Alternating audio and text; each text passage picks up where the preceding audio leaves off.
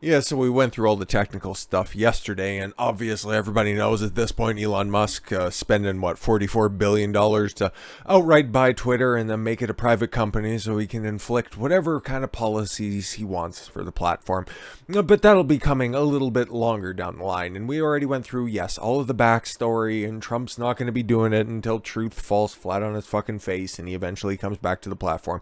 Whatever the fuck happens there. We already dealt with that yesterday. If you want all of the nitty gritty details on that, you can go check out the video. It'll be in one of the goofy little fucking cards above top. My dome somewhere along the way or whatever the fuck it pops up. But as of right now, like I said, it's been about 24-ish hours since that announcement was made, and over the past day, the Spergening that's been happening has been ever so sweet. We got a little taste of it yesterday with just a couple of New York Times objective journalists that were losing their collective shit. But what about the rest of establishment media? Well, it's just as fucking good as you'd anticipate.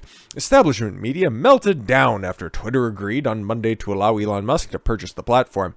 And, yeah, just another point to be made on that. What could have happened behind the scenes? Something that'll probably get played out in some sort of a docu-pic, maybe years down the way. How it got to a point where Elon had the opportunity to just buy the platform outright. Well, you knew all about that poison pill strategy that the board was going to enact, and what probably more than likely ended up happening with some of the bigger shareholders that would have been drastically affected if the board would have pulled that poison pill strategy, because what that was going to do, and in a couple of videos prior to that when we went over this, that would have flooded the market with more Twitter shares, okay, thereby devaluing the cost of the shares already on the market. So that would have caused a financial stake just because they were being petulant children and they didn't want the bad African American gentlemen to own the platform and pay them an absurd delta for all of the stocks that they had anyways. So instead of doing that and thereby rejecting Elon Musk's offer, having him rescind his 9.2% stake at the time from the company, devaluing the platform, taking one of the only person in the top 10 when it comes to biggest accounts, and of the top 10, the guy who probably tweets the most that's on there, completely and utterly decimating the site even more than it already has. That would have locked them, okay, these theoretical large owners, okay? Because what is it, Morgan Stanley and a couple of other banks and holding firms have big stakes in the company. They would have engaged in legal warfare for 5, 10, 15 years with Twitter if they would have flooded the market with shares, devaluing the cost of their stake outright, and they just decided, nah, fuck, we'll just cash in our chips right now and see where everything shakes out at the end of this. But enough with the fine details, let's just get into what the potato chief from CNN was on about. CNN's chief media correspondent, Brian Stelter, who claimed Hunter Biden's laptop was Russian disinformation on the said platform, before it was verified by establishment media, claimed free speech is unattractive to Americans. That's fine. So apparently, the free speech and Brian Stelter have two things in common, if we're just going by his own words. And just so everybody knows, Brian Stelter is 34 years old. He is 2 years older than I am, just for comparison's sake, just to implant that for everybody. If you get invited to something where there's no rules and that there's total freedom for everyone, do you actually want to go to that party, or are you going to decide to stay at home? He rhetorically asked. That's a question for Twitter users. Some Twitter users would love the idea that there's going to be absolutely no moderation and no rules at all. Others might want or might not want to be anywhere near that. Imagine being that guy, just simping for the establishment to step on your neck even harder. That's nice. I'm sure he pays a lot of older, large females to do that for him. Meanwhile, over at the quote-unquote competition, MSNBC anchor Ari Melber, never heard of this guy before in my life, who alleged that the coronavirus was unlikely to be originated in a Chinese laboratory. How will that pan out? Complained Monday evening that Twitter, under Elon Musk, may secretly ban one party's candidate or all of its candidates. Okay, cool. So Brian Stelter was just complaining about policies that haven't been talked about at all whatsoever, and theoretically saying that would be the wild, wild west without Elon ever saying anything of the sort. And then you have MSNBC saying that it's going to be the status quo. Just flipped for the other party. Anyways, this idiot will go on to say, as we discussed, if you own all of Twitter or Facebook or what have you, you don't have to explain yourself. You don't even have to be transparent. Because Facebook is. Okay. You could secretly ban one party's candidate or all of its candidates, all of its nominees, or you could just secretly turn down the reach of their stuff and turn up the reach of something else.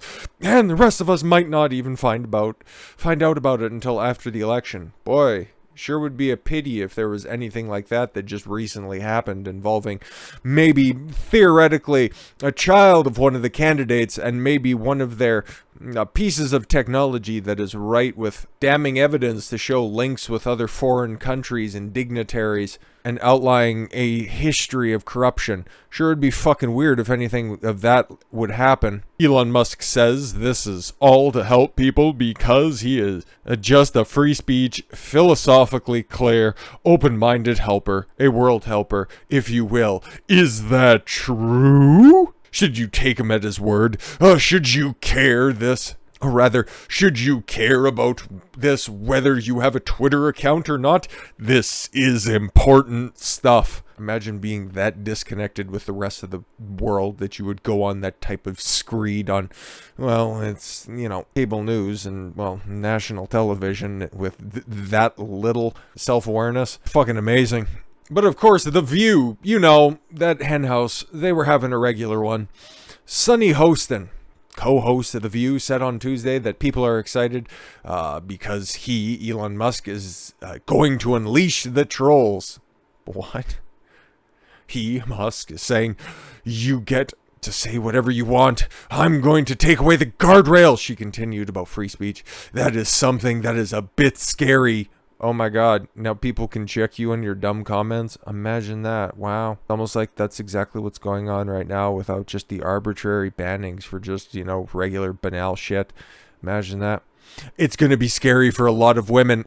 There it is. Women most affected. And of course, she alleged before claiming users of Twitter are predominantly straight white men. Oh my god. I'm glad that she's seen the numbers. Women most affected, but the Twitter is mostly just straight white men. That's why you see so many pride campaigns, and that's why, again, of the top 10 users that are on there, the biggest user on Twitter is Barack Obama, noted straight white man, and Taylor Swift, and several other musicians that are out there. So yeah, but it's The View. It's like, obviously they'd have a warped perception of reality. That's what you get when you sit next to somebody so massive as Whoopi Goldberg. It seems to be that this is about free speech of straight white men. Cool. Let them have it. I enjoy the block button on Twitter. She's such a racist, man. I've just never seen so many people flip their lid over the fact that an African-American gentleman has just purchased a big tech platform. And hey, guess what? It's a private company. You can do whatever he wants. Karma's a bitch. What about the employees at Twitter? Well, they're just going completely fucking mental, just like establishment media. On Monday, in response to Twitter's buyout by Elon Musk, some of the company's staff are having difficulties coping with the situation. When announcing the takeover, Musk vowed that free speech was a crucial part of his mission in the first place. That's about it. That's all he said. So, as for all of this wild speculation that, oh my god, all the guardrails are going to come off and now people are going to start hunting me at my home, and whatever other fucking warped perceptions of reality they have on display. A Twitter employee reached out to a source at the New York Times, so you can take this with a wheelbarrow full of salt. Reporter Talman Smith, to express how unsure they are about the future of the company and their role in it. Well, hopefully they don't have one. The person added that they worked for the platform's Toxicity and Health Department. That's not a real place. You cannot convince me that's a real place. so that they don't know what their future job prospects are. The reporter deleted that particular tweet, but the copy's been saved out there because it should be. The source complained about the lack of notice ahead of time before Twitter's CEO and the company's board announced Elon's takeover. Okay, cool. It's only been in the news for how long at this point? And when the final takeover and, all the T's are crossed and the I's are dotted, it's gonna be a minute. So I don't know what you were expecting, but again, you can never placate these fucking weirdos. Gas them all out. Gas them all out. It even got the attention of the White House because all of these people live and source their ideas and policies off of Twitter. So, of course, they're going to have something to say about it. And imagine, once again, given so much of a fuck about what you can say stupidly in 280 characters or less. It's just, it's almost astounding that these people are so grown up, but again, so mentally retarded that they're 13 going on, well, in Biden's case, 3,000, and in Saki's case, I know she's like in on or around 40, but without knowing that, I would have guessed much older. But the White House expresses concern over social media power after Elon Musk buys Twitter. Hey, it's a private company. He can do whatever he wants. Press Secretary Psaki was asked about the purchase and if the White House has any concern that the agreement might have President Trump back on the platform. Imagine being such a failure of an administration that the press corps continues to bring up the old administration. That must really suck. In response, Psaki said, well, I'm not going to comment on a specific transaction. What I can tell you, as a general matter, no matter who owns or runs Twitter, the president has long been concerned over the power of large social media platforms. Yeah, because you've had control over all of them, or at least significant influence, because you keep hiring the people that run or at least have a say in the direction of those big platforms. The power they have over everyday lives has long argued that tech platforms must be held accountable for the harms they cause. Really? Again, what huge story was totally and utterly suppressed by the big tech monopoly in 2020? Just saying, and who benefited off the back of that? But another world government, okay, is spurging out as well. EU issues warning the European Union, after they're not done condemning Russia and fear and warmongering over that.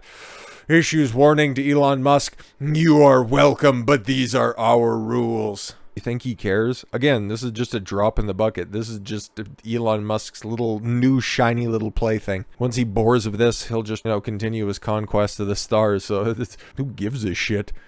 European Union has issued a warning to new Twitter owner Elon Musk, telling the billionaire that he has to comply with their digital rules or face the risk of a hefty fine or ban on the social media platform in the European Union member nations. You think he gives a shit? Thierry Breton, the EU's commissioner for the internal market, told the Financial Times that Twitter's new owner, Elon Musk, who acquired the platform for $44 billion, must abide by the union's rules on moderating illegal and harmful content online. Nah, man, Twitter's headquartered in California in the United States, and it just has to abide by Section 230. It doesn't need to be a publisher, so you can go fuck off. So yeah, we could continue running all this stuff down, but just right now, until some new shiny little trinket rolls across the street, the fucking leftists are just going to continue to scream on Twitter, on the same platform, continue to say, oh my god, it's all burning around me, and then link out to their Cash App or whatever dumb shit they fucking do. Who gives a fuck, okay? I'm just waiting for Elon to, actually take over the platform and see what the fuck he does, because all of it's just pure speculation at this point. We don't know necessarily which way things are going to go and how it's all going to shake out. But until then, I thank you all very much for the gift of your time. I've been Don Consuelo. I want you to follow your gut and get after it. Take care, everyone.